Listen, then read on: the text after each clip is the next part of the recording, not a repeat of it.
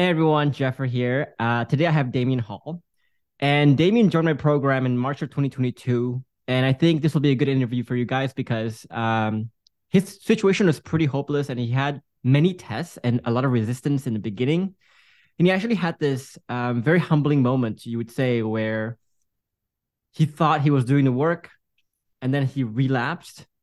The relapse caused a lot of resistance, a lot of doubt in your partner's mind, and it felt like she was drifting further away. And then you came to us in a panic at that point in time. Yeah. But then you bounced back and you went even harder in the processes and the principles that we teach. And then now we're here. So before I start this, I want to caution you guys that I am down with COVID right now. It doesn't look like it. My nose is a bit red, but I might mute myself just to blow my nose or cough or anything like that. Don't let that distract you. This is going to be a great interview, guys. And so, Damien, just to start off here, how are things like when you joined? In yourself, in the relationship, etc. Um, it was really desperate, man. I mean, I don't think in my relationship, probably in my life, like I would say 2022 for me was just like the worst year that I could remember. In my life. I was really down. The relationship was very toxic, hopeless. I think many of the members kind of feel that way too, but it was really just like I didn't know where to go, where to turn, Yeah. and have a lot of self-doubt. Yeah. What Yeah. made you say it was hopeless? Like, what were you seeing? What was happening that made you say it's so hopeless? There was a point in 2021 December when my wife and I and the kids, we have three kids, we were supposed to go to on Christmas vacation. And my wife and I had a massive row, and she said that she wasn't going to spend Christmas with us. Hmm. We were actually going to travel together. She was going to stay in a different hotel. And my son's birthday is on Christmas Day. And it was just she just felt, so hopeless, just wanted to get away so much that she was willing to spend that apart from us on his birthday just to not be around me. And I just realized how much I was impacting my family, my kids, my son's birthday. It was just really yeah, just something unreal to me at the moment, that was driving me in a very, very desperate place. Yeah. Yeah.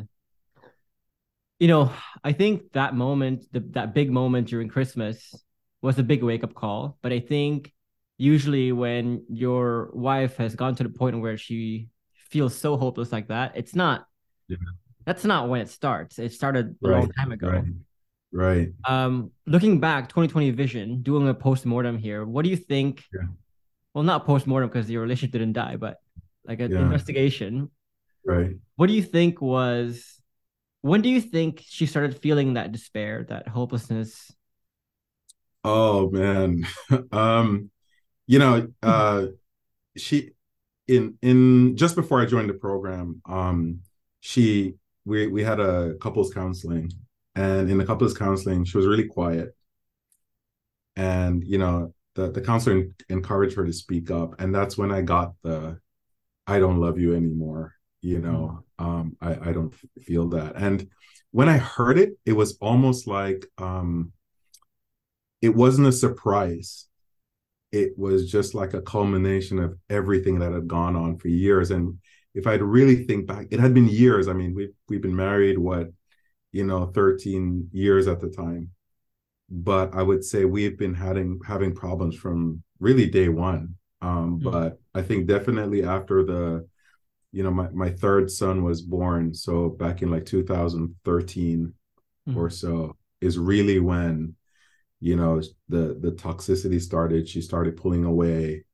I became more needy, and that just this cycle. I don't know how she stood it for so long, looking back, to be honest. But yeah, that's really when it started. So it was almost like a 10-year process for her mm. to get to that point. But she had fallen out of love a long, long time ago, and I just heard it. Yeah, yeah. So when she told you during the counseling Yeah. session, like, I don't Yeah. love you anymore, Yeah. what happened next? Like, did she change her behavior towards you? Like, Yeah. was she pretty cold towards you Uh, afterwards? What was the treatment like? 100%, man. She became, I don't even call it like stonewalling. I mean, it was literally an in-house separation. She wouldn't speak to me unless it was something, related to the kids. Of course, I tried to be amicable, but her whole face, her whole body language, Mm. completely changed towards me. It was like a different person. She completely blocked me out, blocked any attempt at connection out, and that just kind of had a visceral feeling inside of me. Seeing that, like her eyes just became almost glazed over in a sense. Yeah. And how long was that? Did you allow that to happen before you started to consider joining the program, etc.? How many months Yeah. went by? It wasn't very long. I think that session happened in January. Mm. And I think I officially joined the program in March. So this was like, it was like a month or so.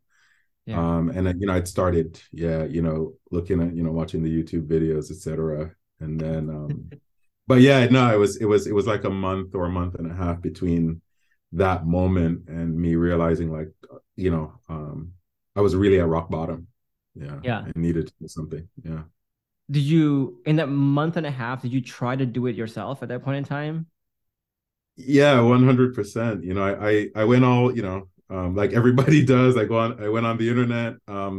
You start with all this stuff about trying to change your partner, and you look for things and this, what kind of attachment are they, and are this avoidant attachment, or all whatever, bullshit you can find just to kind of justify where you are in that moment. And I was just looking around, and I would try those things, right? Kind of let me step back and see what happens, and Yeah. let me do whatever I used to do to try to get her back. But none of it was working, if not making it even worse and more frustrating. Yeah. Yeah.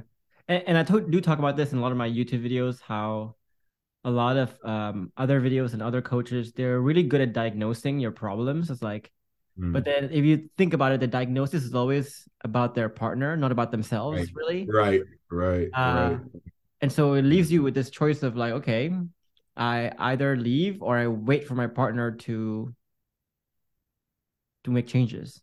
Right. Leaving obviously is not in the question for a lot of people with children, with long-term Yeah. relationships, etc. But then at the same time, it's like waiting for your partner to make the changes. That's out of your control. And so it just leaves you in this anxious state of like, yeah, longing. Yeah. 100%. I mean, I tried all of that. I was like, I would threaten to leave, and then, I wouldn't, just anything to try to create some kind of a moment or something. But she was already gone. It was me who was still fighting in a relationship. She'd already exited. She was still physically here. Yeah. But emotionally, she was already gone. And I was still playing this game where, I'm trying to like get her back. And it was like, I realized like, it's just, I'm fighting, some ghost really, because she's no longer where I think she is. She's already, exited. Yeah. And I'm still here playing my old games. But when you join the program, and like we tell everybody who join, you say no situation is ever too unique, too dire, too hopeless. Yeah. Did you believe that when you first joined? What was the extent to which you believe that? I didn't, because I thought one of the things that's unique about my wife, and where I thought we had extra pressure on our relationship, we're also in a business together. And so I felt like, it's not just a relationship, but our business had a difficult time during COVID. And I felt like she was blaming me for that on top of just the other stuff. And like, there's no way I can get out of this, right? There's just so many things that are felt beyond my control, that I would not be able to solve. So I thought, not everybody has that combination of factors. Maybe people have this, and it's like you felt like you had extra baggage and you had extra problems tacked on, and the usual problems, and it's like, that's everybody else is fine if under normal like husband-wife relationship, but we have Right. so much more Yeah. baggage. Yeah. Yeah. Um, Yeah. I guess contrast it to how things are like now. Yeah. How are things Oh like man. now in a relationship and in yourself even? I mean, I will shit you not, man. I really feel like a completely different person. And I'm not just contrasting myself versus now to a year ago, just now to like the last 15, 20 years of my life, really. It's like somebody pulled me out of the matrix, you know. Just unplugged me from whatever was going on to kind of see my life. But I think, you know, I'm finally able to let go of the true but useless stuff. I'm finally able to understand that really focusing on my own growth is the catalyst to the changes around me, in a sense. And so I've spent so much energy focusing on trying to change other things that I couldn't control. But I think the program really helped me to turn inwards and just be completely raw, honest about who I was, where I was. And so now I feel like, you know, my relationship with my wife is, she's described it as the best it's ever been, really. And this is not, I'm not like gassing you up, and she says this because we can just like, we can talk about any and everything, good or bad. And it never turns into a kick down, drag out argument. And even if we get heated, I'm able to self-diagnose very quickly. Yeah. And bring myself back and turn a negative to a positive, which she's also acknowledging. So just the fact that we can talk, you know, have these really deep conversations is something I've never experienced before in the relationship, and neither has she. Yeah. And you were giving some updates to us, and I'll post it somewhere on the screen here. Yeah, sure. Where not only is she opening up in more ways that you can remember, but also like she tells you that she loves you quite a lot. Yeah. See some of those texts and she sees the changes, etc. So it's kind of surreal going from the beginning where everything seemed very hopeless. You joined the program that promised big things, and you thought that was kind of BS at first, or maybe the sense of reconciliation that you were expecting was probably much lower than what we wanted of you. Sure. But then now it's almost like you have surpassed not only your own expectations, but also kind of felt how there's really no finish line. There's really no just like a reconciliation. There's always like something better than reconciliation that you can always shoot for. Yeah. You know, I tell you one thing I've definitely thought about recently is whatever I thought was a hockey stick then is not the hockey stick now. It's kind of weird. Like every time I get to a point where I never thought we would be, where she'll say I love you, or you know, she'll kiss me, or you know, or we'll have, you know, just these great moments. It's something that I would have been dreaming about a year ago, but now it doesn't feel like a finish line by any means. It's like, wow, I'm only here, you know, I feel like I'm only 10% in, really, in terms of my development, and I've been able to have my relation change this much. Imagine what 100% looks like. I don't even know. I can't today describe what that might look like. So I know. So that's kind of exciting and motivating for me, you know? Yeah, I know that feeling. It's a surreal feeling of like, if I look back at my own business life or my own relationship life, it's kind of similar too, where at first you get this. So the hockey stick, for you guys who don't know this, is basically, you know, growth is always exponential. And outcomes is always exponential too. So if you look at investing, for example, is a good example where if you just compound 1% every single year or 10% every single year, you're eventually going to get that accelerated growth, the hockey stick effect is what they call the hockey stick. But what we are seeing here is if you focus on just growing and to become irreplaceable, growing without a finish line, and continue to grow in your untetheredness, in your ability to create safety, admiration, your internal shifts, your identity shifts, your bulletproof vest, whatever it is, you'll realize that like life keeps hockey sticking its own hockey stick. It's like it's endless. I love that. That's definitely how I see it, how I feel it. And I think being in control of your own destiny and your own growth in of itself is, it becomes, that becomes kind of the addiction in a sense, is your own development, the processes, the thinking, how you feel. And it's so much less stressful. I don't know how to describe, like, I feel a sense of inner peace that I've never felt before, because I'm not focusing on things that are outside, of my control, that I can't, Yeah, influence. and we'll talk about this later too, how just focusing on what you can control, it sounds woo-woo, Yeah. but there's actually a very logical step of why that actually works, and why that can actually change your partner's behavior, that can actually change Right. the culture of the relationship. Right. But I was curious also, um, in the month and a half that you were Yeah. trying to find some other source of help, Yeah. what made you decide on my program compared to, you probably come across like a lot of other programs that you can have joined, you could have joined. Yeah. Yeah. You spoke to me, brother. I think, there was one, the video I watched was about giving, I think it was about giving space to your partner.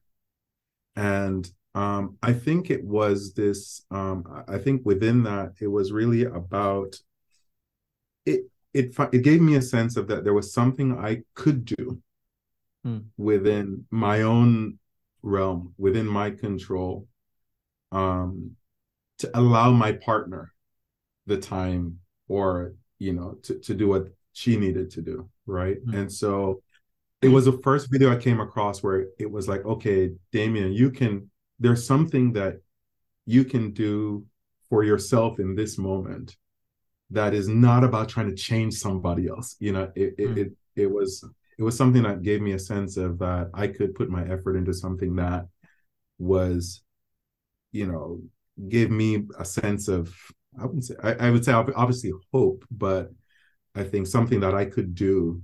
I think the sense of agency, the yeah. sense of control back again. Yeah, to get that back. And I think the other videos just didn't, I think the things I was watching just were, like I said, talking about my partner and what she is and what she might be doing. And is she this type or that type? And, yours, it wasn't about her, it was really, it was about.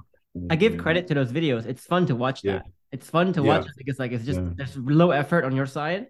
And it's just oh, it's almost like a fun personality test of like, what pizza are you, or whatever it is. It's like, oh, it's whatever. It's just fun. Label people, label yourself. Yeah, and it fed right back into my victim mindset, which I was already in, right? Which is like somebody else's fault. There's a reason. There's a name for it. Okay, that's why. You look for. I was looking for that initially to kind of justify where I was, and, but obviously that wasn't what I needed. Or was going to work. Yeah. And so you joined the program.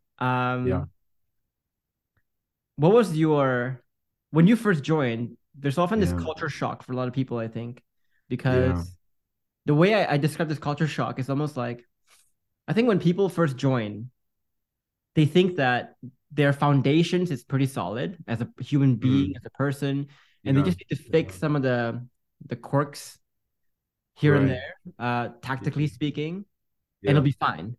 But then in the program is long. It implies that, like, no, we're not trying to just fix a few things. We're trying to fix the very foundation of who you are. Right. We're trying to change your whole identity, the way you speak, the way you think, the way you feel, even. Right. Yeah. Was there a moment of culture shock for you? I think, there've been so many like periods along my journey, but I think probably the first time I had a real epiphany, so to speak, was that the beginning of the program really tries to, I would say, break you down and say, you really don't know anything. You really don't know anything. And until that time, I thought I knew everything. Right.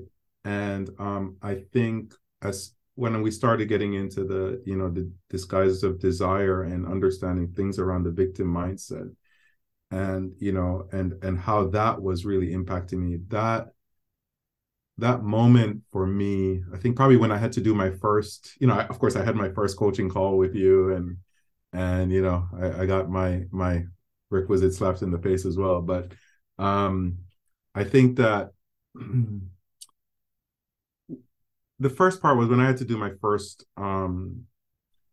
TTH, and I had to really talk to myself, and I was practicing it, right? And recognizing, contrasting the old self and new self. And really, it's almost like learning to walk again, Yeah. Was something for me. And I think I just realized like I didn't know how to be in a relationship. And that was the first time I had gotten a lesson in that, which was really humbling, really, really humbling for me, because I just thought I knew everything. So, but it was a culture shock in that, oh shit, like there's such a long way to go. And how long, this is going to take a really, really long time. And I've got to be really, really patient. That was the first part that really struck me, that this was not going to be a quick fix or something that I could expect any outcomes from immediately. Yeah. And just to tease some of these humbling kind of realizations I think a lot of people have. Yeah. The first one that I've been kind of teasing to the group now, Damian, is this notion of think about what your partner is sacrificing to leave. Because sometimes as the person who's getting left, we see ourselves as the victim, and we see ourselves as like, oh no, poor me, right? But think about your partner's point of view here. In your case, for example, your partner was willing probably to leave financial security, business security, career security, emotional security, or at least being in a familiar relationship. She risks her relationship with her children. And she risks becoming single at probably an age where she's a bit past her prime, even. So think about this, right? Think about all the high level of costs that your partner is giving up or paying by leaving you. And you know that saying people always say, like, dude, I wouldn't even take it if it was given to me for free. Right. Well, this is worse than that, right? Your partner is literally saying, I will pay a great, not only financial costs, but everything else. I will pay an exorbitant amount just to get out of your life, just to get out of this guy's life. Yes. Right? And you have the balls to say, oh, this is her fault. I'm the victim. Right? Come on. Yes. Right? Think about it. Yes. Yeah. I mean, whatever she was showing on the surface, obviously it's, there's so much more going on underneath there, and for so long. And, when I'm bitching and moaning about, what's going to happen to me, or, how I was going to be left behind. But because I've been providing some really low level needs and she doesn't need that. Like, it's actually, and I wasn't even doing that well. So it's like, she's like, I'm better off without you. Like, my life is happier. Actually, if I remove you, I can, despite all the shit that's going to make her life and my children, that's how it was still better. It was, right? It's still better than you, which is really humbling, right? When you think about it. It's really humbling. Yeah. But when you step back and see it, you're like, now I get it. Like, and now you get it. That too. Like, that perspective. And some people might still be hearing this and going like, no. That's not what's happening. Right. And if you're in such denial about that, then that should be more evidence to you that that's why she's leaving. Because here's a case where obviously she is factually giving up so much, but you don't even see that. You still blame her. Is there any wonder why she never felt safe? She never felt happy? Because this is your MO, right? Your MO is always to be in denial, to be blaming other people, to play victim, etc. 100%. Being super defensive, that was my MO. I mean, that was what, and then every time she would bring it, I would demonstrate that. And it's like, that's exactly why I'm leaving, right? So it was definitely how, just looking back where she was, and justifiably so. Like, there was nothing I was offering. And even when she tried to tell me, I was not listening. I was not empathetic. I didn't, I just care about what it was going to happen to me. Right. And manifesting that. So, yeah. The other thing, Damian, that my partner told me, and I think I said this in the program too, was she gave me this example of like, Jeff, here's why I'm leaving you, right? do you like have a dream when you were a kid of like your ideal relationship? Who you wanted to Mm-hmm. meet, the Mm-hmm. your happily ever after? I'm sure you did. Yeah. Now imagine if you met someone who fell so far short of your fantasy, Yeah. of your Yeah. standard, Yeah. didn't give you high level values, didn't give you even like the low level stuff. Yeah. So much so that it would be better for me to just leave you, despite the Yeah. cost. But not only that, right? This is the relationship too, where it not only fell so far short, but also whenever I talk about how far short it is and express it in various ways, Yeah. the person is in denial. Yeah. Somehow it becomes my fault. Right. Right. What would you do? What would you feel? Yeah. And that Yeah. woke me up so much because then I realized for her, it was such Yeah. a tough decision because her decision was either she stays in this relationship and the Mm-hmm. only choice she has is to lower the standards that she has, lower what she Right. expects from life, or Right. if she Right. wants to keep what she wants to expect, she needs to leave and be painted some social pariah or some Right. evil person for leaving, for Yeah. divorcing. So Yeah. either way she steps, she loses. She It's loses. like Yeah. thing. And Yeah. I thought I was the victim. No. Yeah. Yeah. Yeah. No, I've had very similar conversations. And I think, I think she had been telling me these things, like you said, in various ways, what she needed. I mean, I recall situations where she'd kind of already kind of given in and she's like, I just need to lower my standards. Like she would tell me that. And I would get upset that she's telling me she needs to lower her standards, right? Because no, you shouldn't, and it was it just became, I think, not having the tools to really hear that or understand that and get out of my own I didn't have an identity shift. I didn't have a BPV. So everything was like an attack Yeah. on me as a person, my persona. And therefore I must defend, Yeah. and convince her that I'm a great guy when she's like, by the very fact of me doing that is showing her I'm completely the opposite of the ideal guy that she wants, right? Right. That's the MO that has got you Yeah, to the problems in the first place. And you're still using the 100%. same MO to try to rescue yourself. That Yeah, doesn't make sense. But 100%. the Yeah. takeaway from people here, if you're asking someone to spend the rest of their life with you, just Yeah, understand how big of an ask that is. sure. And if you Sure. are wanting to ask of her something that big, you better Yeah. freaking deliver yourself. Yeah. You better Yeah. understand how to be irreplaceable in giving those high level needs, but also the low level needs as well. Yeah. Yeah. And you better not be in denial about where you actually are, the value they actually Sure. create, right? You can't do that. Yes. Yes. Yeah. I did want to spend some time on talking about Mm. your experience in counseling. I guess my Yeah. first question is, what brought you to counseling in the first place? Actually, that was me driving that. Because I was looking for, the counselor is going to help me out. It was like one of these things where I'm in the right, I need somebody here, to help the conversation or help my wife see my side of the story.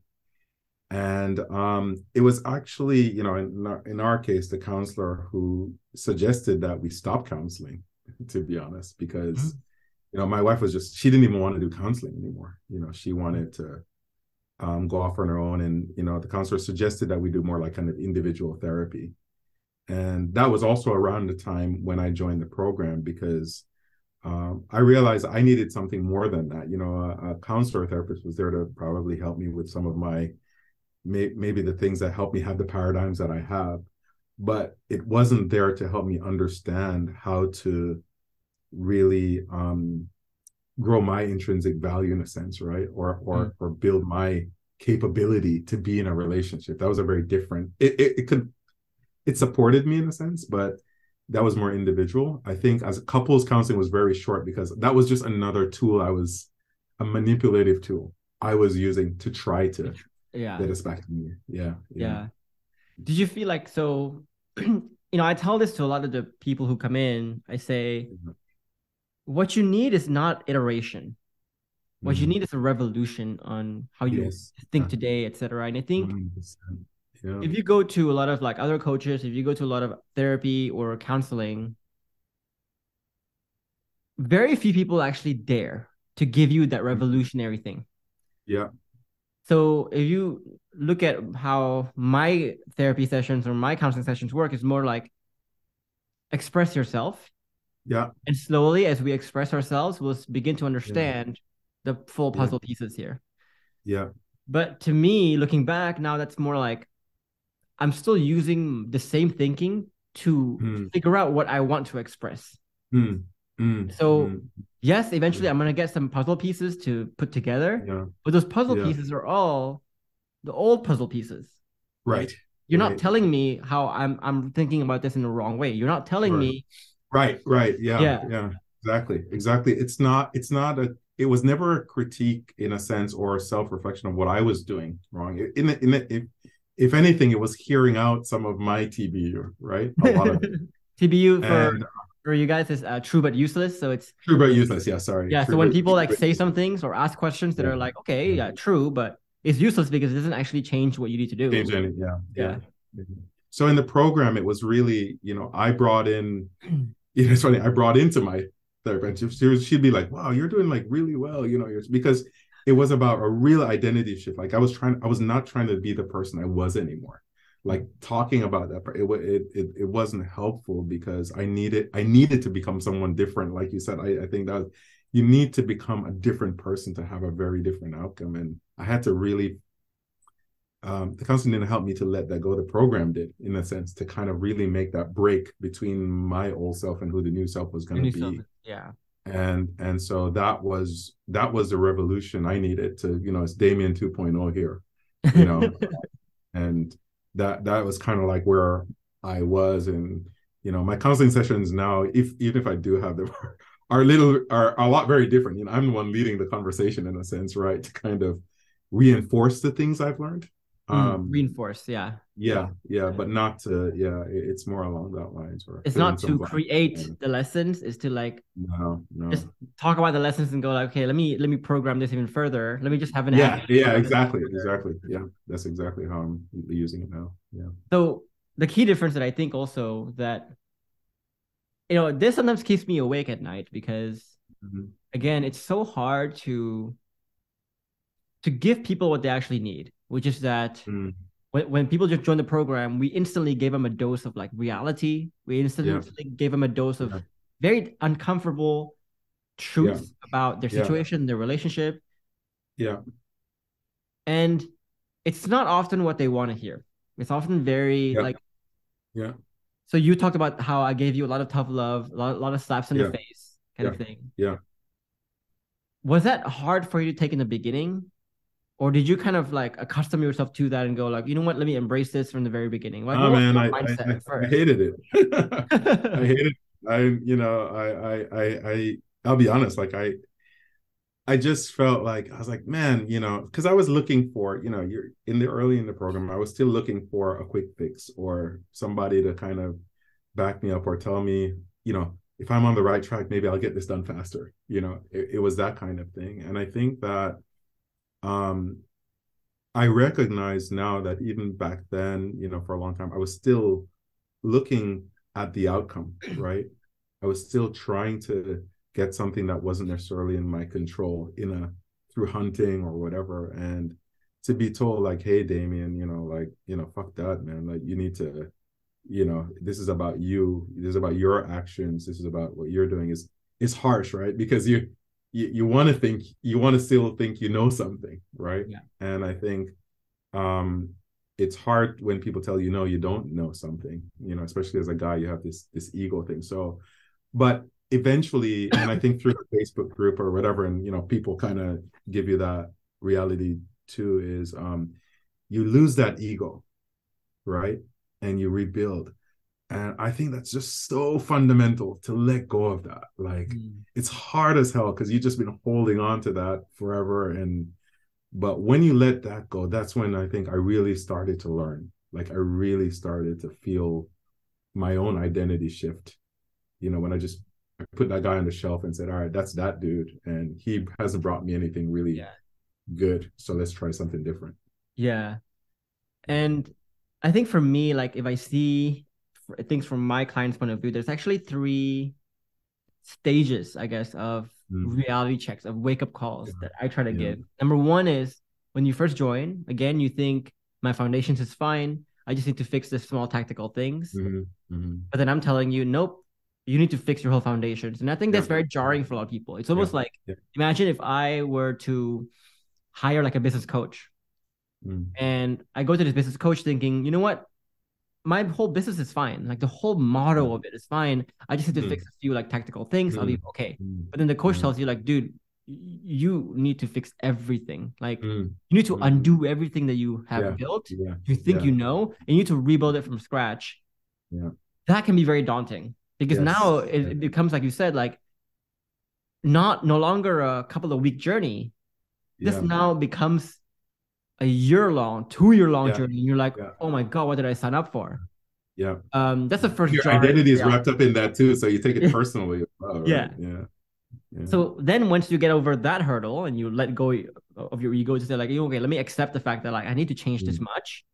And the next hurdle is almost like you start doing the work.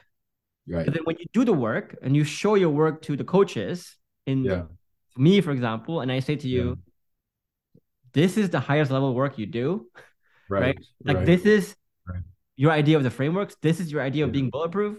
Are you freaking kidding me? And so here you thought you're moving forward, but actually I'm saying to you, like, you're not moving fast enough. So just realizing that now, you have to dig deeper and go, oh, okay, now I need to have a higher standard of what I mean, what I say work is. And the other stage is also when I tell you that the way you think is you're not high standards enough. Right. So I always ask people like, because people always have questions like, well, what do I do if my partner does this? It's like, well, did you think on your own? Did you figure it out? Did your system principles think? Did you study this stuff? That's also a hard reality check for a lot of people, I think. And I think you felt all three. I have. And I mean, I'm at the stage now, you know, like for me, the self-sustainability piece has been really key. Like the ability to kind of self-diagnose, you know, go back in and you pick it up more quick. I guess as you go through the program, you see the victim mindset, you catch it like, and you're like, oh shit, that was that. And then you go back and you become self-critical in a sense. You're like, oh, you know, like, because I knew a better process to go do that and I didn't. So why didn't I do that? What was happening? And you know, you kind of you really go back to the principles, but that's because you were getting all of that kind of feedback, you know, early on. So you start to kind of almost become like you pull yourself out to look back at yourself as if you were somebody, the coaches or you know, the folks in the group. Well, I think one of the big realizations for our clients too, to really surrender to the program, is understanding that, you know, us giving you tough love doesn't actually mean anything, right? Because we're saying to you here, if we don't give you tough love, if you don't wake up from our tough love, then you're eventually going to get tough love from real life. With real implications, with real, with real, like, you know, long-term effects there. Like, so I would rather you get tough love and learn in gym than get tough love and learn on the court in the actual performance kind of thing, you know? And if we are giving you tough love, that just means we care, because we need to get people to get to the point where they wake up, they feel the pain enough. They feel like, no one's coming to rescue me. No one's coming to change the situation that I'm in except myself. Once people realize that, they will change. But to get them to realize that, it's often a very... tough, man. I mean, and I was one of those people too, you know. It's just like, you know, you walk in and you think you've got it, and then you get that resistance comes, man. And no matter how bad you think it is, it can always be worse, you know. And you know, when your wife looks at you and she's, you know, I mean, she's saying to me, hey, something like, you know, you don't love your kids, you know, you did this, you know, you're betrayed me, you know, like all of these things, which are very, very difficult things to hear. And initially, you know, your BPV goes out the fucking window and all of that, and then you go, but then it's like, if you're getting that through, practicing and getting from other people and people telling you straight to your face, like, hey, Damian, like, that's not on her. That's your inability. You're not following the right processes that got you there. Then eventually, you feel this, I would say this epiphany where you can hear that and you can actually empathize with her. Like you can say, I understand why, that really understand how she would feel that way. Yeah. And when you get to that point, it's like, you feel awesome because you're like, now it's not about what's in my head and what I'm thinking and how this feels to me, I want to talk about that later on, which is like the bulletproof vest, which is when a lot of men hear tough truths or difficult realities about their situation, etc., they instantly get defensive. Yeah. And real bulletproofness is the point where you don't even get defensive anymore. Yeah. You are there to like someone's telling you you suck, and you have the strength and the consciousness, I guess, to still put yourself in other people's shoes and think from their perspective and actually want to help them. That's a whole nother level of growth, right? Selflessness, of strength, honestly. Sure. But I want to close off this topic on this tough love thing. Just to close off, it's like for people who are clients right now, or people who are trying to apply for the program, know that this is not some comfortable walk in the park, right? The reason why most of my clients are older than I am, much older. The reason why you are however old you are, and you haven't learned the things you need to learn, despite the fact that life was actually giving you all these lessons all along, is because whenever you see those harsh lessons that life is trying to teach you, and you feel the discomfort from it, you reject it, and you go like, no, let me be in denial of it. I don't want it. You resist it, right? And so if you are trying to resist this tough love thing that we try to give you, the uncomfortable truth that we try to give you, know that your resistance to us is the exact reason why you are where you are. And if you keep resisting that, then you're never going to, things are never going to change. And it's almost like that saying too, you can ignore reality, but you cannot ignore the consequences of ignoring reality. You can ignore the reality of the uncomfortable truth, the true state of your relationship. And you can live in this la-la land. But at the end of the day, it doesn't escape the fact that she might want to divorce you. She might want to leave you, right? So the thing I always say to people is also, if you're not willing to do the hard work of actually understanding and seeing the reality of where you are, then you need to stop whining about how shitty your life is, right? And don't whine. Like, accept the fact that if you don't want to do the work, accept the fact that your life is going to be shitty. And that's fine. That's the choice you make. Completely completely agree. And I think that before, we look for people when things are going wrong to kind of, cry with us. There weren't a lot of people out there, I think, until I joined the program, who looked me in the face and said, no, it's you. Like, I think everyone will tell you, it's her, or, there's so many people around you who are, contributing to that, that narrative that you create in your head to make yourself feel better. And I think, in here, at least, a tough love, which is, you see it every day. If you go into Facebook group, is like, I think it was one of the only place really where someone was saying, no, it's Damian, it's you. Like, it's you. And like, you don't want to hear that, but that's a game changer, I think, is when and then when you can accept that, right? And say, yeah, it is me, right? And now, but at least now there are tools that I can go fix that thing. Once you realize it, there's like actually next step. It's not just realizing and feeling shit for exactly going whatever. At the same time, it's like I always say to people too, if even your coach, a coach that you paid money for, cannot even tell you the tough truth, then dude, like, imagine how can you imagine how stubborn you must be, right? I also want to talk about this victim mindset and FAE bias thing too. I think it's a good transition. You said, obviously, I mean, you admitted yourself, right? You fell into like heavy victim mindset, heavy blaming your partner for what she's done or her decisions, wanting to leave you, etc. you said it wasn't a hard concept to understand, but it's a very hard concept to execute. Yeah. What do you mean by that? Yeah, I think just, yeah, you know, theoretically it sounded okay, but I think how much, you know, was invested in it, it feels good, right? I mean, I don't know how else to put it. It feels good to be the victim. In a sense. Like it's comfortable because I don't have to work. I can just sit there and think my life is shit and it's my wife's fault. And if she didn't do this, and why is she doing that?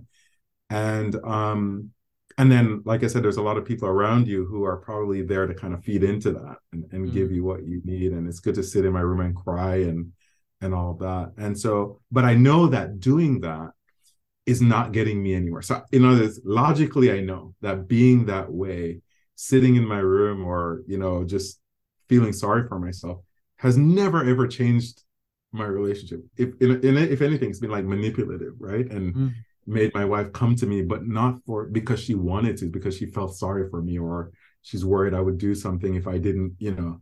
And so, but so knowing, I knew that, but then how to get out of that, I think, because it's just a comfortable space. It's like this addiction to being a victim and how it feels. And I think somewhere in one of the modules, it talks about this kind of like, you get a satisfaction from negative things too. Yeah. The way I describe it is like, if you look at good habits in life, they always punish you now and reward you later, right? You look at eating healthy, working out, like you feel the pain of working out now. You feel the exhaustion from it. You feel the pain of dieting, but you might not be healthy. You might not gain that muscle that you want until maybe 1 year, 5 years later, right? So immediate punishment, delayed rewards. If you look at bad habits, it's always immediate reward, delayed punishment. You smoke a cigarette, you get the hit now, but you may not get lung cancer until 20, 30 years later. Which is why our bodies will always gravitate towards bad habits, because it's just immediate. We want that immediate reward.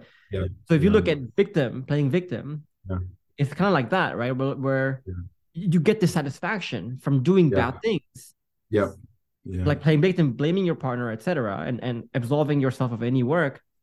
But then logically, you know that it's going to eventually bite you in the ass. You know that, but it doesn't strike you. It doesn't affect you because you know, like, that's deferred pain. Who cares? Like, so you're basically taking on debt in a way, right? You're taking on debt, making the short term easier for borrowing from the long term to fund the short term. So I understand the allure, and I think that's why you say it's so hard to execute, because like emotionally, it's just, I don't care about what happens to me in 30 years. No, I want what I needed now. In that moment. Was, and then you know it, like you said, it's in your mind, you understand, and actually being that victim, you know, that's why my relationship was where it was getting to, right? Because it was those short-term fix-its, but you know, it was that cancer that was kind of growing in my relationship over time, right? Because I was constantly playing on that. And you know, so you know, it was that's really why it was very difficult, because I was just so used to it. It was a more comfortable space for me to be in. I mean, if you want to keep using the debt analogy, it's almost like like you can accrue more and more debt. And you wouldn't feel the pain. You would enjoy the debt. It's like, wow, I get to borrow money from the future. It's fine. Until you get that delinquent notice. And all that debt starts to catch up on you, and you go like, oh shit. Now you feel it, right? When the punishment actually catches up to you, then you feel it. But I think that's the moment when people start to prioritize that change. Like, I think you could have actually worked on yourself much earlier. But the reason why you never really woke up is like, you never got that delinquent notice. You never got that tough love. And you're like, oh shit, I got bills to pay. Man, it's one of those things I think about, which is, you know, it's like, I hate the fact that it had to get to this point for me to do this, but had it not gotten to this point, I would not have done it. It's like because I had to have no other, I had to get that notice, Yeah. right? Yeah. And Some now I've people got a ask lot of me, data clear, right? Yeah, and some people ask me, Damian, like, well, do you have like a program for people who are not like in dire situations? Like, yeah, well, technically, the program for dire situation is the sure, same program for people who are not yeah, in dire situations. But just like your case right now, would you be willing to pay top dollar right, yeah, for yeah, this? yeah, yeah, Probably not, yeah, because you haven't felt yeah, the pain yet. You haven't felt the urgency yet, which is fine. exactly. Yeah, Yeah. So yeah, just be careful, guys, with the victim mindset. Just know your mind will always gravitate towards victim mindset. So if you are going to YouTube, for example, if you're getting advice from other people, your brain will always selectively look at the yeah, victim diagnosis, the victim videos, because it's fun for your brain. It's yeah. satisfying, right? But just be It careful of is. that. Yeah. No one has ever said I accidentally formed a good habit, Right. but everyone has always said I accidentally form a bad habit. Yes. Yeah. That's Yeah. why. I think It's the so second accessible. thing that's so hard about the victim mindset too is that it's so much of it is in your blind spot, right? Mm. Um, like unless we give you the tough love kind of thing to show you, like, no, let me pull this piece of crap out from the muck and show it to your face. Yeah. Most people will never realize their victim mindset. For example, a great example is like a lot of people who are getting left by their partner, they'll always feel like they're the victim. They're the ones deserving of pity. That's right. They're the Yeah. ones who have the right to blame. Yeah. Until we told them what we told them earlier about, let's look at the other perspective Mm. that you haven't thought about, that was in your Yeah. blind spot. And that usually wakes people up and go like, oh shit, I wasn't the victim. And I was playing victim and I didn't even know about it. We call it the blind Mm-hmm. victim.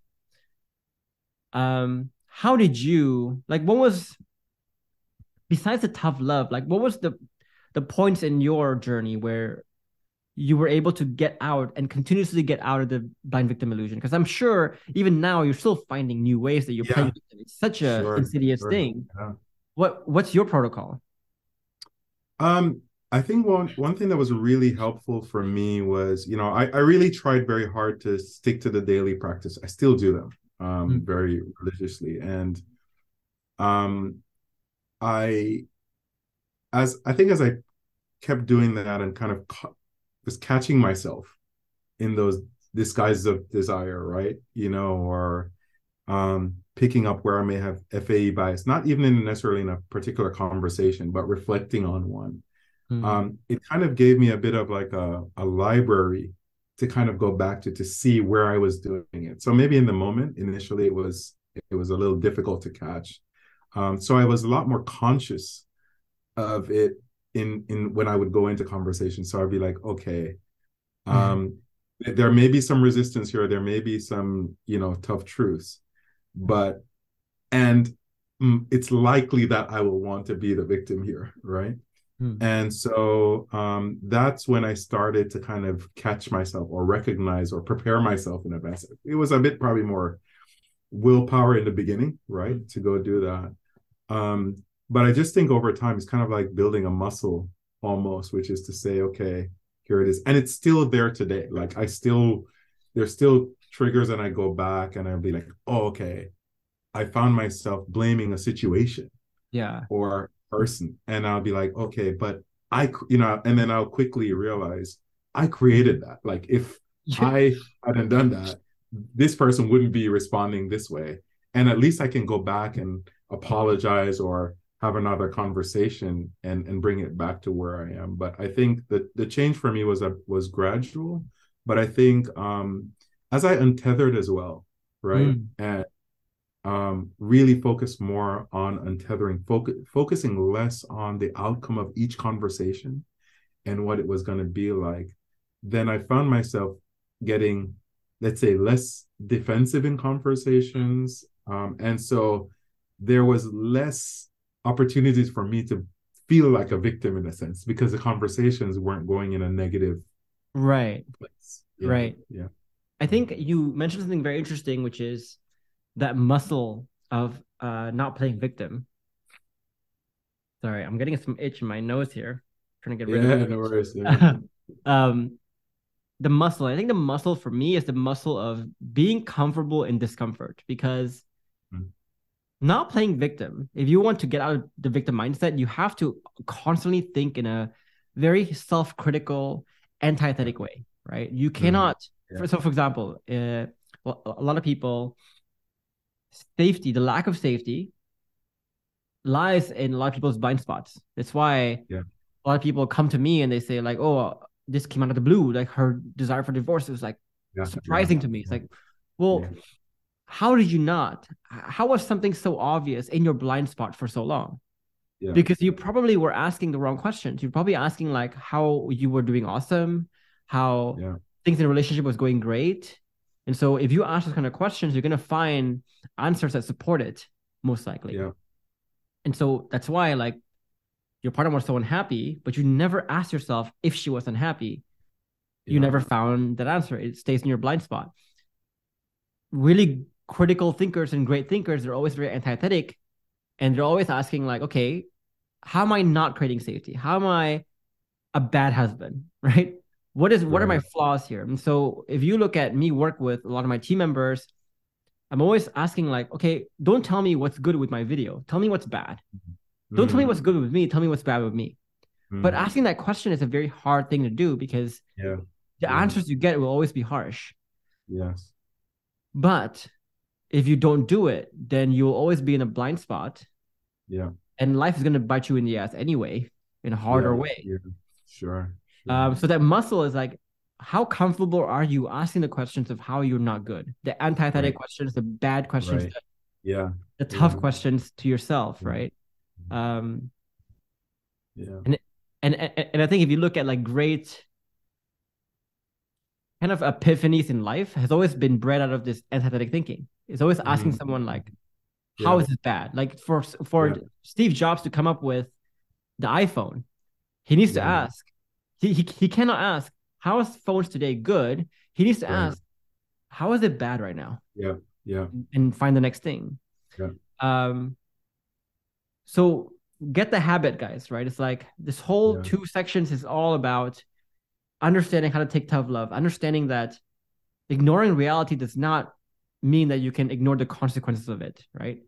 You can live in this la la land, but eventually it's going to bite you in the ass no matter what.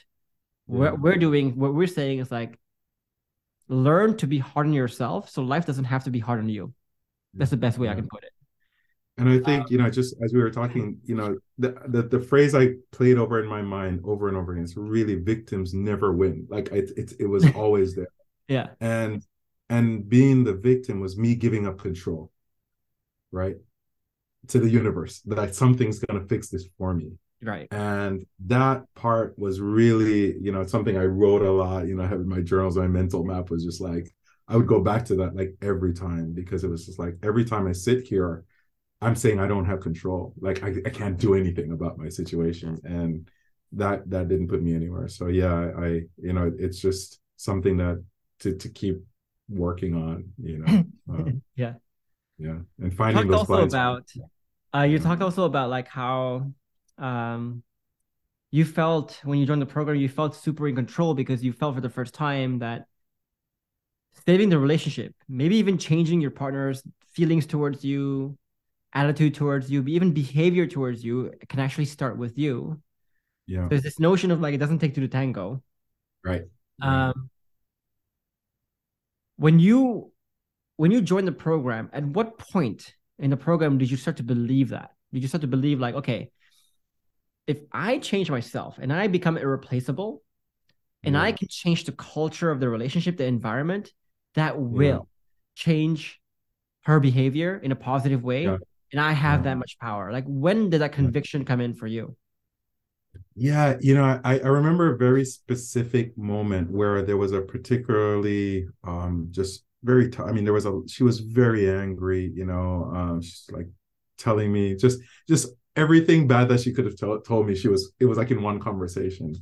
And I remember I guess having done all the work, like my BPV just felt really, really strong. Like I was, my bulletproof vest. So like it was like I was hearing it, but I was the defensiveness or whatever the reactivity was no longer there. It was actually, I was listening to understand and listening to paraphrase and listening to really understand how she was feeling. And the conversation ended with all of that, with no, she was almost at the end of it. She came to me and she's kind of slowed down and her breathing slowed down. And she's just like, she kind of looked at me like, who is this guy? Right? Like, who are you? And then she just said, like, she said, she walked away and then she came back and she said, thank you for listening to me.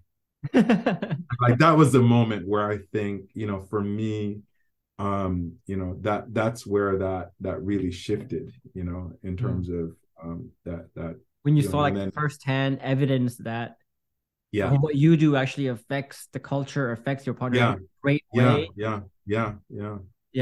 And that was like the first time. And then every time after that, what I recognize, I mean, even more recently, it's this idea of, I love this idea of a conversation doesn't have to end with a solution. Like, a victorious conversation is not about, and I was like, mind blowing for me, because I've always thought I need to give advice. There needs to be something at the end of this. And now I'm like, I'm able to have her walk through her own thoughts and ideas. Almost, you just see me just paraphrase. She comes to her own conclusions, without me trying to say anything. So she often comes around to maybe my point of view or the thing I was thinking about as well, without me ever having to say anything. And so that's when I realized just me being solid, me having that identity shift, me being, in a sense, very untethered, allowed her to be able to find her own self and then connect,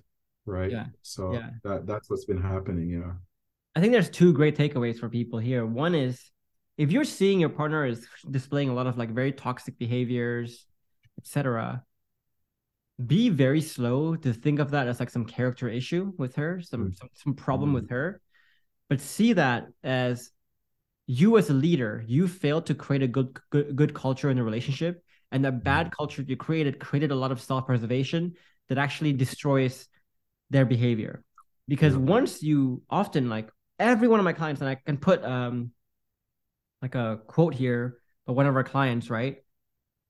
He says basically, like, I've never seen anyone who actually followed the program to the T, created that safety at very high levels, and their partner's behavior didn't change. I've never seen one instance of that.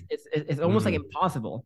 And I think once you realize like how to actually change the culture in a proper way and actually change it to a very high degree, like very stark degree, you will instantly see how your partner's behavior changes, softens towards you. She starts to become more loving, etc. Come more towards you. Toxic behaviors go away. And if you can do this in one conversation, imagine what you can do, what you can change in a matter of like weeks, months, years, if you understand how to do it right. So that's the first thing I want people to understand. The second thing is, the only way to reconcile is if you become irreplaceable.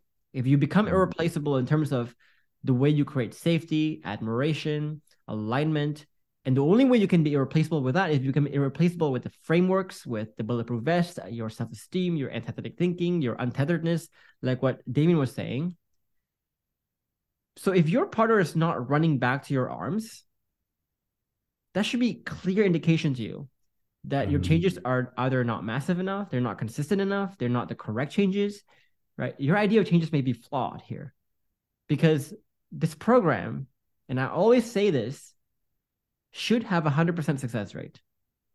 Because if you're irreplaceable on those things, that, like giving those basic human needs, low-level needs, but also high-level needs, it would take a very stubborn individual from your partner's side to look at that and still say no. I don't care what baggage you have. I don't care what history you have. If you can 10x the next person in your ability to create that, and you are irreplaceable on that, it doesn't matter anymore. Right? And when you become irreplaceable, you don't need to pull anymore. Right. Your partner will run to you. Right. So if she's not running to you, if you need to pull, you're doing it wrong. Yeah, yeah, yeah, yeah. No, it's you know, she came to me in December, and you know, she I can't remember. I literally couldn't remember the last time she'd voluntarily said "I love you." I mean, there was times when I would be "I love you," and she's like "I love you too," but she came to me, and I almost thought by accident she was talking to the kids. Like it just kind of like went over. I was like, you talking to me?" You know, and she was like, "Yes, I am talking to you." Um, but I think that part where you talk about it's about my growth. Like I'm really focused on being the a very very different but real version of me Mhm. that will then she's seen that she wants to kind of be part of that, right? Or she wants to get on that, and I think that that was where in those phases of untethering it was like it was really it's been really no longer about specific outcomes because I know that will happen if I just keep Yeah, doing the things right. it's a matter of Yeah, time. yeah, And you talk about also like how you were being a hunter at first. Like you were one of yeah. those people who tried to use tactics Oh yeah. to partner in. Yeah, And you got some what you call like fake wins. You got some small fake yeah, wins here and there. yeah. In the program, we call it like fake reconciliation. Right, right. Uh, and that was the pivotal moment for you, I think, in the middle of the program where you Yeah. actually relapsed Yep. and you woke up and you said like, okay, this cannot be tactical anymore. This has to become a lifestyle Yeah, change. yeah, yeah, Describe that sensation.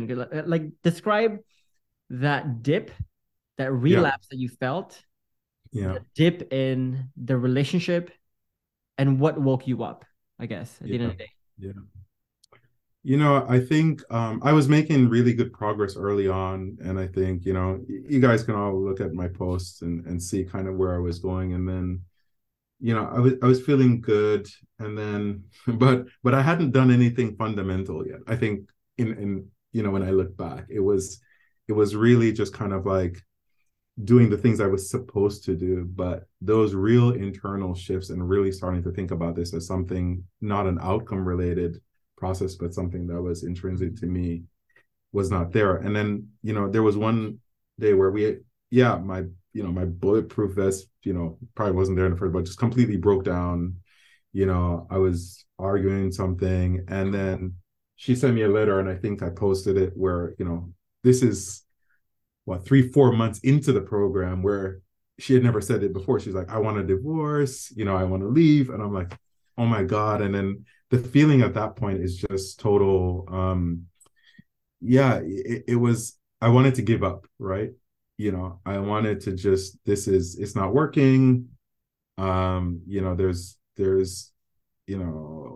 what the fuck, I did all this work, um and this is what happened. But when that happened, it was a real wake up call for me, because then I realized, okay, I had two choices at that point, which was again to go beg and plead and do all of that, or I could just think about what I'd learned so far and like really apply that in that moment. And I just said, you know what? She's probably gonna leave. I screwed up, I lost, but this was not the time for me to kind of go back to the old self. It's like, what would the new me do in this moment? And it was just to kind of go right back to the processes and shine, but in a different way, In a because deeper way. I realized that I was kind of doing it for the wrong reasons in a sense prior to that. And so I really had to do the hard work to kind of just like go back to the details, right? Yeah. And I think that's when I started to rebuild my mental map and like really go through the details to be able to do that. So the feeling was real despair. I wanted to give up. It was really overwhelming and a lot of anxiety around it. But I think, I just got a lot of energy, but I decided to put that energy back into just, hey, I've got to, if it's not for my wife or somebody else, I've got to change for me. Yeah. And so that's when I really started to feel very, very differently about the program and what I was doing at that point. So two follow-ups on that, right? Sure. So this is why untethering is such an important part of the journey, because, and for those of you who don't know what untethering is when you're switching your motivation for doing to no longer have, but Yeah. you're doing because you are, right? So Right. be, do, have, right? Most people do because they want to have, but if you do because you want to have, you'll always do the bare minimum. You'll always Mm. do the bare minimum to just get what you have. So in this case, I think you were doing that. You were doing Yeah. to have, but then you were just saying Yeah. like, okay, if I just pick up a few words here and there, a few tactics Right. here and there, maybe a few internal changes, that Yeah. should be enough of a difference to be like make my partner go like, oh, maybe he's changing, right? Right. Right. But if you are doing because you want to have, you're not gonna do something until you're not gonna go above and beyond ever. Mm. Because once you feel like you have done enough to have, your motivation will go away. It's like Yeah. you just have no incentive to Yeah. do it anymore. Yeah. Yeah. The same way with a lot of people dieting, for example. Once they lose the weight, if they diet because they want to lose weight, then once they lose the weight, what do they say? Yeah. I Yeah. don't like dieting. Then they gain Right. it all back up. You become a yo-yo. Yeah. Oh, like Yeah. I think this is what Oprah needs to hear. Right. Yeah. Yeah. Yeah. Yeah. But when you untether, you are at a point where you do because you are now. That's your Right. identity. It's almost like brushing your teeth. Like you cannot skip that. And Yeah. so you don't really care whether you already have or not at that point. You're going to keep doing it because you enjoy it. You intrinsically enjoy it. Yeah. And you will just rise higher. You go above and Yeah. beyond. And I think Yeah. that was the Yeah. change that you made. It's like Yeah. you realize how tethered you are, that Yeah. you're doing because you want to have, and you're doing the bare minimum. And now you got to Yeah. switch. You got to switch your paradigm Yeah. completely. I think at that Yeah. point, you gave that post. I gave you some tough love. I think a lot of people gave you some tough love. And I just said, Yeah. like, Yeah. Yeah. Yeah. it's Yeah. funny because you've been posting all these wins. Yeah. And I remember like me and Jason were thinking, like, I don't buy it. I don't buy it. This guy Right. is not doing the Yeah. work. This guy is not Yeah. like showing his work. This guy is Yeah. not really being empathetic. He's not really growing. He's just saying all these wins. Yeah. And there's a few people in the program right now where I say, like, in the back of my head, enjoy your freaking wins right now because Yeah. you're not gonna Yeah. last. You're gonna get Yeah. a rude awakening Yeah. very Yeah. soon. And Yeah. I said that to you in the back of my Yeah. head. And then when you made that post, I said, like, see, you cannot Yeah. fake your changes. I told you. Yeah. Yeah. Yeah. Yeah. 100%. Yeah. It's I really started to, the big change was that I actually started to even my post changed much more around process oriented things. Like I started to enjoy that part of it. I think that's a word that happened. It's really around enjoying.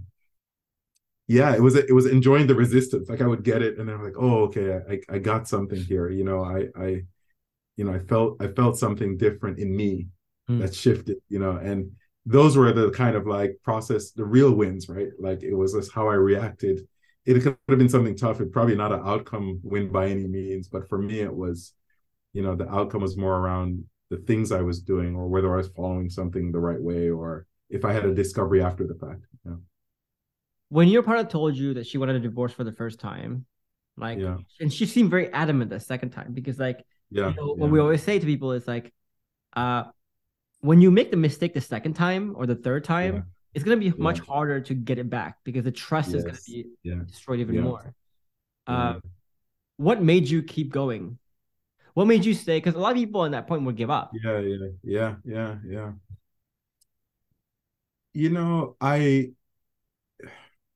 It was really a difficult time because I wanted to hold on.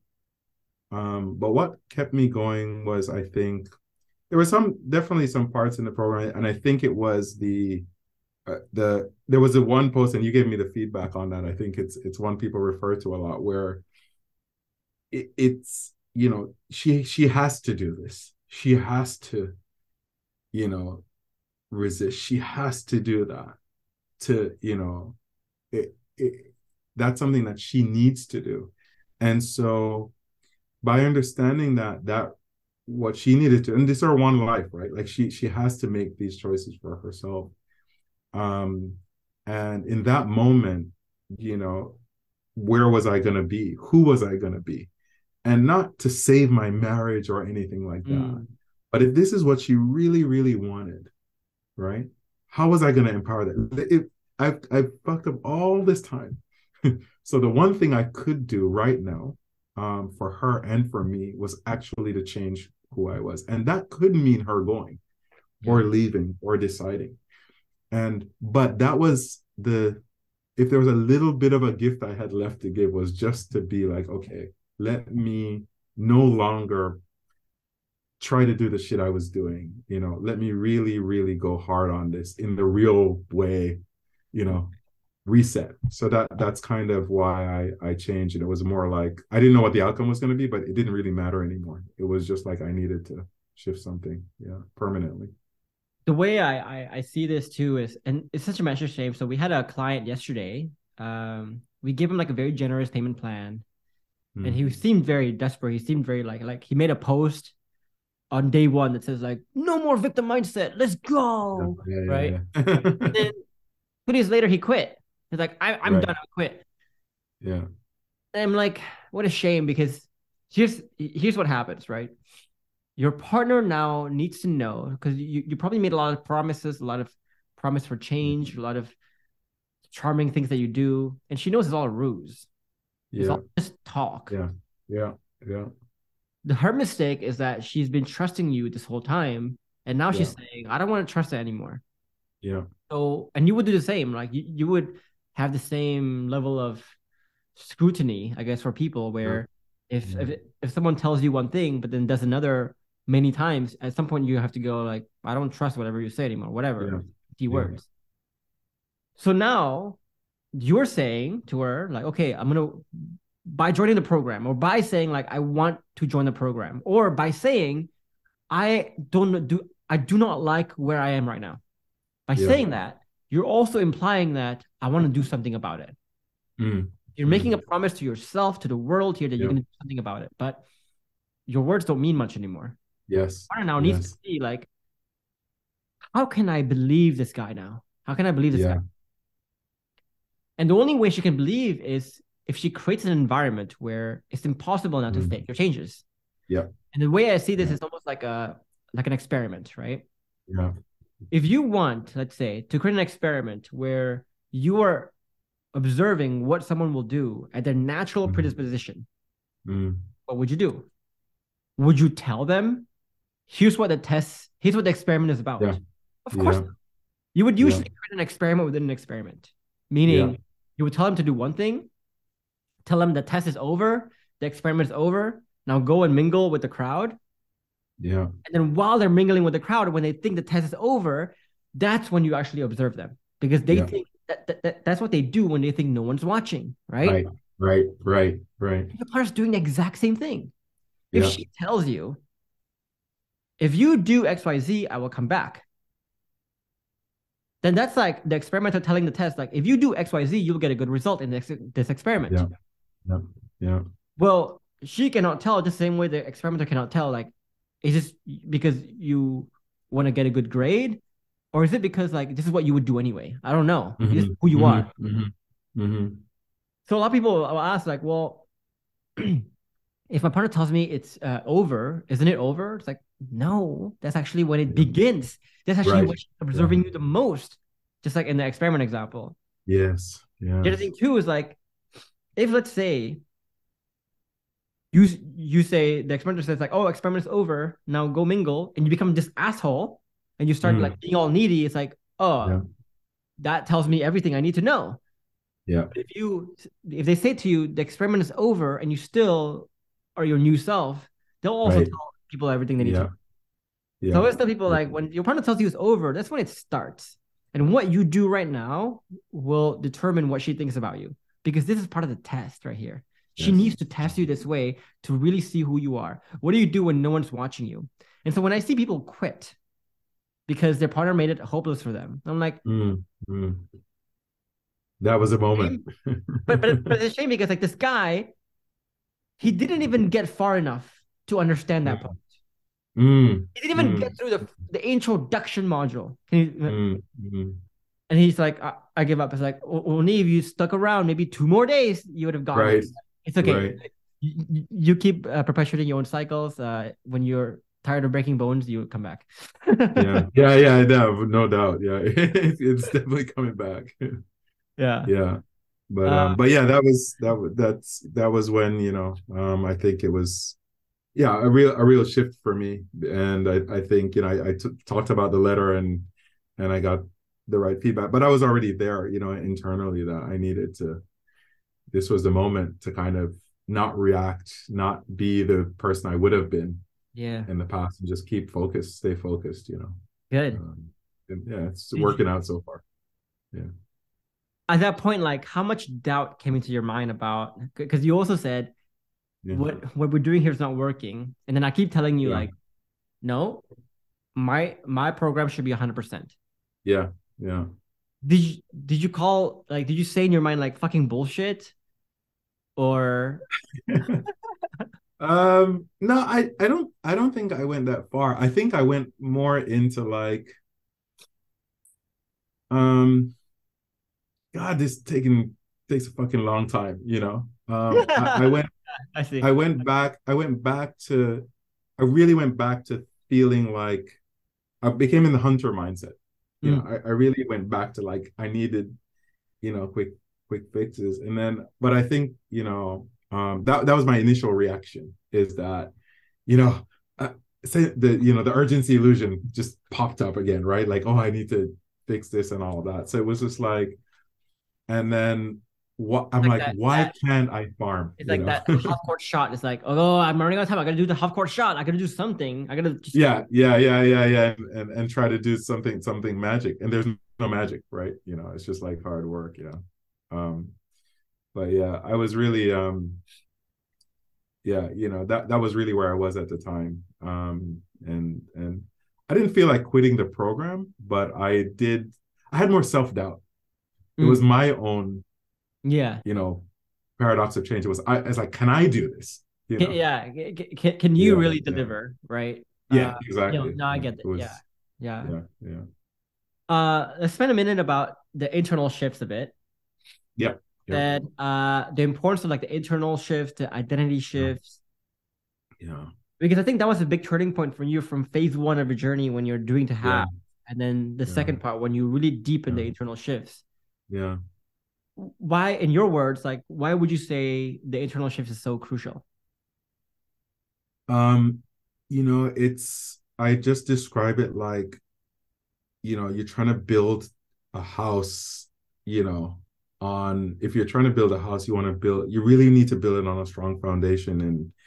And it's if you don't have it, and I've experienced this so many times, it just comes crumbling down like a house of cards. Like, it really does. And there were so many times early in the program where I kind of skipped over that, or I wasn't as focused on it. And then I went in to, have these conversations, and then boom, there would be the one statement she makes, and it triggered something, and then all hell would break loose, right? BPV gone and all of that. And so even now, as far as I'm a year or so into the program, like, I'm still very, very focused on my identity shifts, my BPV. I still use the worksheet when I find something to go back in there, because I need to, like, okay, where's my weak spot? Where can this hole get through? What am I missing? Because once you have that, like, honestly, even in the frameworks, like, even when I'm doing, like, and I stay in the 3-4 loop, paraphrase and clarification a lot. Like, I rarely go to 5. I hedge a lot when I need to, when we're having conversations. But even if I mess up there, even if I don't get that right, I can still rely on the fact that my BPV is solid. So it's like, like, you can't, that part from is so critical. Like, that's almost your safety net, right? Like, yeah. Right now, you can have imperfect conversations, that's fine. But what you don't want is, like, those conversations that turn into massive blowouts. Yeah. What you want to avoid at all costs, because once you have that, like, it's over. Yeah. But if you have your BPV, it's almost like, doesn't matter what happens. That will never happen. It will never happen. It's almost like hedging your investments in a way. It's like doing like a call option or a put option, right? It's like your loss is capped. That's it. Right. Right. Exactly. It's so crucial, man. Like, it's like saved my ass a lot of times, right? When, like, I didn't have the right, or something comes, those curveballs, and they will come.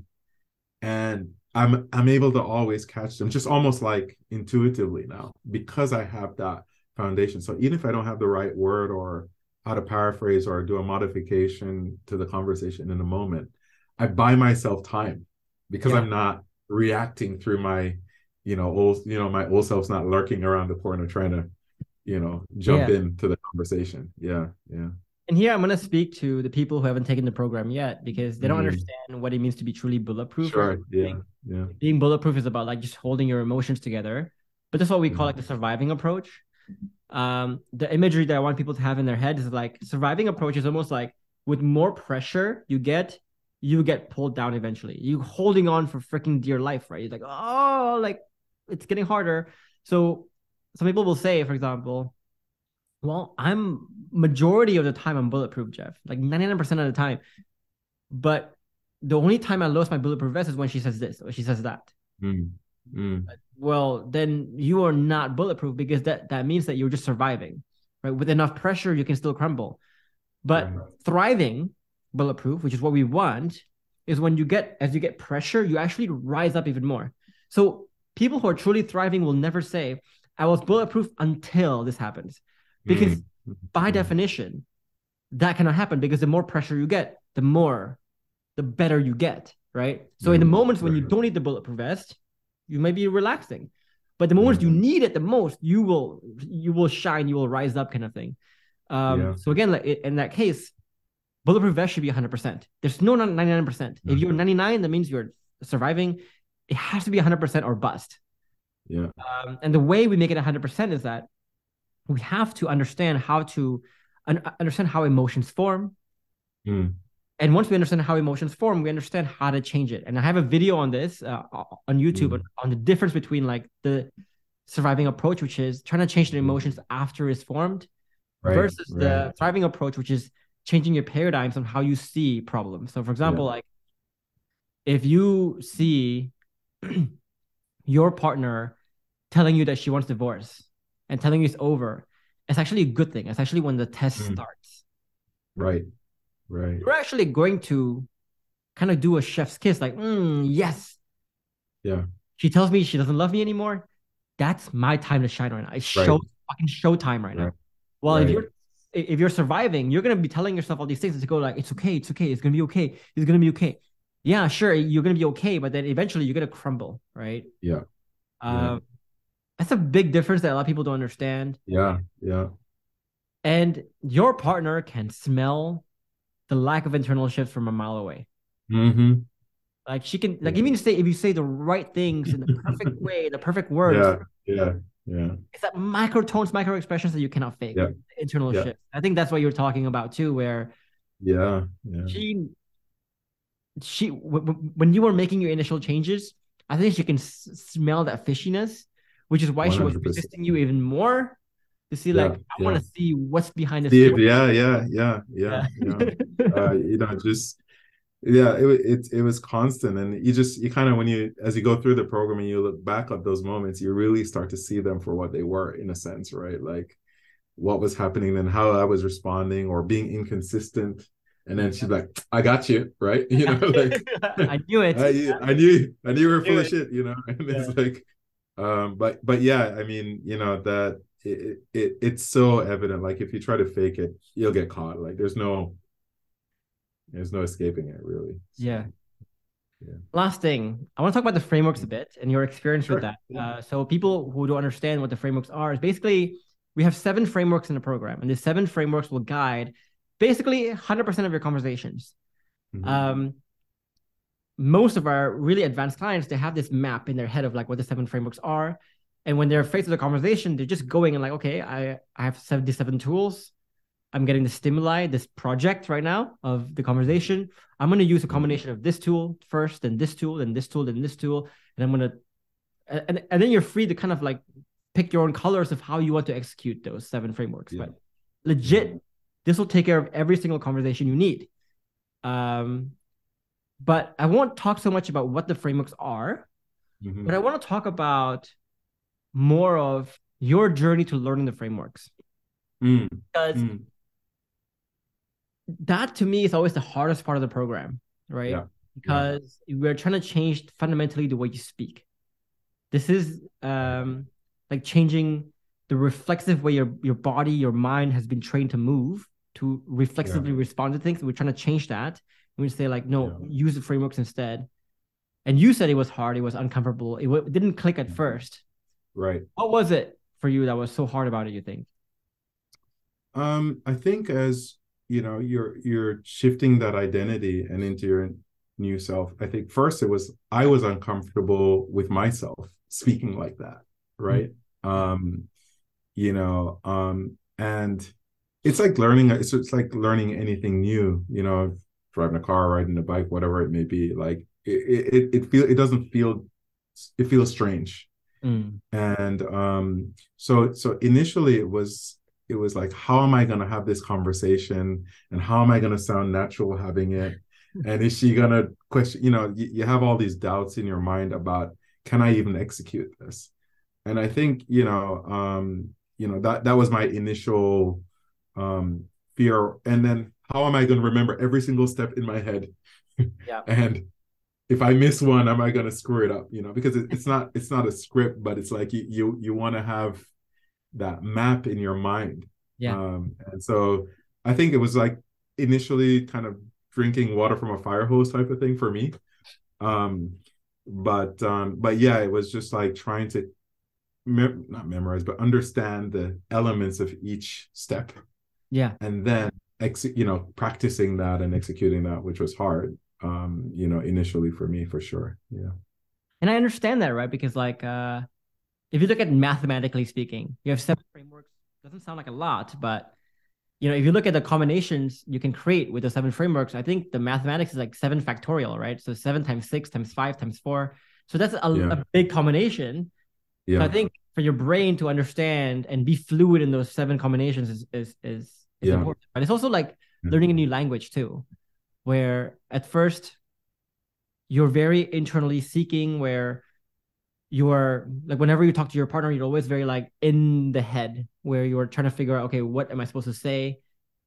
When you're in the head like that, you're not really trying to be creative in using the words differently and stuff like that. But then eventually you get that familiarity with the internal stuff, the logistics of it, where it frees up your mind to then focus on the more abstract, the more creative side. That's when really the fun begins, right? Right. But now you don't have to think about the grammar of the language anymore. You're just free to just speak the language and just say whatever you want. You make up your own words even sometimes. Right. Yeah. When did it click for you? Like, at what point did it click to go, oh, now I'm freaking dancing? I'm like, it wasn't that long. It wasn't that long ago, but it kind of like, I guess a couple of months back, we were having a conversation, and I don't know what, it just, until then, the conversations always seemed to go too fast for me in a way. Like my I don't know, my brain and my mouth just like weren't like connecting sometimes. And it's almost like having, because I kept trying, right? I kept trying, you know, I kept saying 3, 4, I kept using the modification. So sometimes I'd be like, okay, you know, like first I would tell myself, when should I be hypo, anti, or old self, new self, or whatever, you know, in this situation. But it clicked one day when everything slowed down. I was having the conversation, and it was literally like my brain caught up with what I was saying. And so I could hear her listen. Okay, here's what's happening.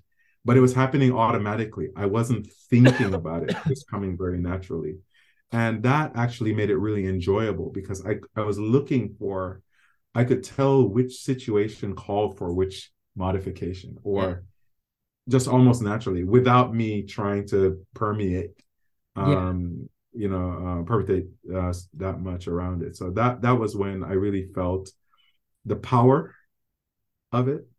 And I knew it really clicked when, you know, you obviously move away from this, you know, you move into emotional conversations, and I was trying to go deeper with her and paraphrasing more deeply. And then, you know, sometimes like I could feel her, we were connecting on a heart-to-heart level in a sense, right? And it's like, wow, like, okay, she's sharing things with me that she has never shared with me before, and this is like, 15 years in, and Yeah. I'm feeling what she's feeling, and I've brought that out of her. So that was like a real moment for me.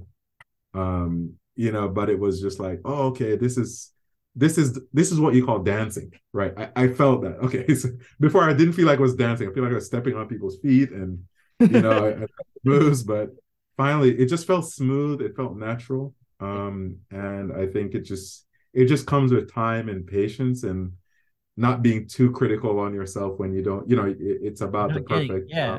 process, right? Yeah. Like it will get better with deliberate practice, right? Because we Yeah. are like I always tell people, like we are changing the way you talk, like the way you've Yes. been talking Yeah. for probably 30, 40, 50 years. Right. Right. Right. Like, Yeah. yeah, no shit, it's gonna be hard. Like expect it. Yeah. But it's Yeah. almost like imagine driving a race car, right? In a race car, you Yeah. have like of course gas pedal, brake pedal, but then you have Yeah. your clutch, then you have your Yeah. gear, right? Then you have Yeah. all these like inputs, all these buttons of like when you press Yeah. the boost button and the like release the Yeah. electronic like boost, whatever it is. Like you have so many buttons, brake Yeah. balance, all these things.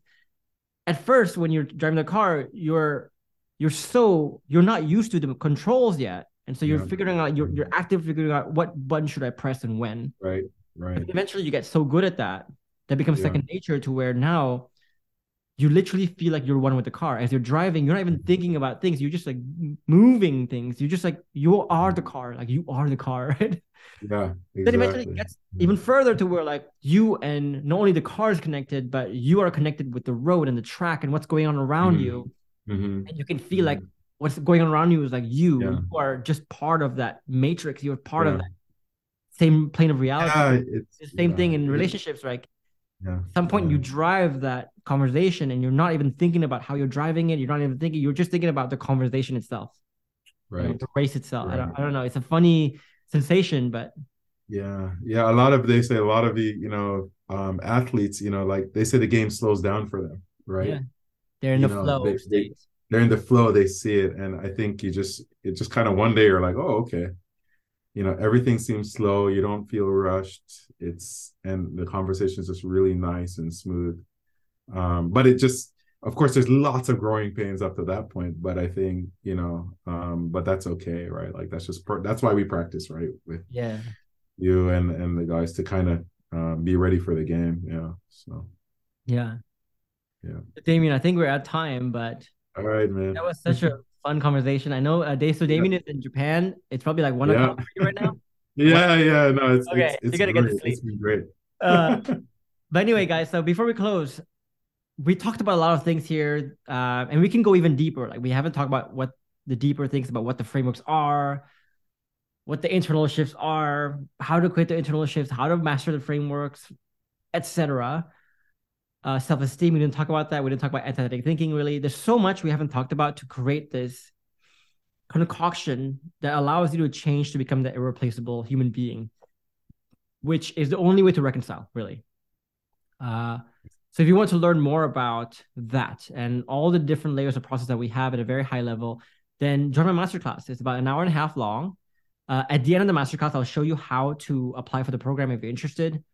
Just note that right now we only have room to take in less than 10% of people who apply. So we are very selective of who we enroll. So be sure when you're filling out the application, do it properly. Don't just willy-nilly it. Treat it like a real interview, So yeah, hopefully I'll see more of your applications and see more of you in the program. Damian, I like to ask this to end every interview.